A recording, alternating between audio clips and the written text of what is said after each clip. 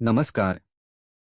देशात आणि राज्यात अत्यंत अल्पसंख्याक असलेल्या जैन समुदायातील विद्यार्थ्यांना मुख्य शैक्षणिक प्रवाहात आणण्यासाठी शासन कटिबद्ध असून त्यासाठी आवश्यक सुविधा उभारण्यावर भर दिला जाणार असल्याचे जैन अल्पसंख्याक विकास आर्थिक महामंडळाचे अध्यक्ष ललित गांधी यांनी स्पष्ट केले आहे. कोल्हापूर जिल्हाधिकारी कार्यालयात जैन समाजाच्या विविध प्रश्नांच्या अनुषंगाने आयोजित आढावा बैठकीत ते बोलत होते. यावेळी श्री गांधी यांनी सांगितले की केंद्र व राज्य शासनाच्या सहकार्याने राज्यातील 8 जिल्ह्यांमध्ये जैन मुला-मुलींसाठी प्रत्येकी एक अशा एकूण 16 वसतिगृहांची उभारणी करण्यात येणार आहे. कोल्हापूरमध्येही येत्या आर्थिक वर्षाअखेर वसतिगृह उभारणीला प्रारंभ होणार असून त्यासाठी जिल्हा प्रशासनाकडे 2 एकर जागेची मागणी करण्यात आली आहे.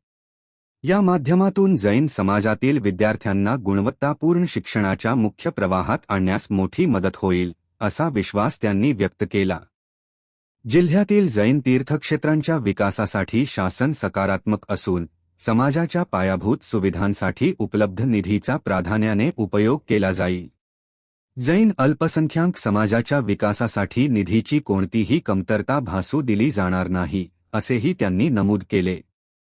जिल्हाधिकारी डॉक्टर विजय राठोड यांनी जैन समाजाच्या विकासासंदर्भातील प्रस्ताव राज्य शासनाकडे सादर करण्यात येतील, असे सांगितले. तसेच ज्या गावांमध्ये जैन समाजाची लोकसंख्या अधिक आहे तेथे शांतता समित्यांमध्ये समाजाच्या प्रतिनिधींना स्थान देण्याबरोबरच तीर्थक्षेत्र विकास निधीतून स्थानिक पातळीवरील लोकोपयोगी कामांना प्राधान्य दिले जाईल, असेही त्यांनी स्पष्ट केले. बैठकीत जिल्हा परिषद, शिक्षण, महिला व बाल विकास, पोलीस, उद्योग, बँकिंग तसेच अन्य विभागांकडून जैन समाजासाठी राबविण्यात येणाऱ्या विविध योजनांचा सविस्तर आढावा घेण्यात आला.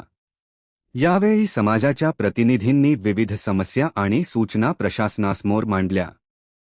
ही बैठक जैन समाजाच्या शैक्षणिक, सामाजिक आणि सर्वांगीण विकासासाठी महत्त्वपूर्ण ठरली.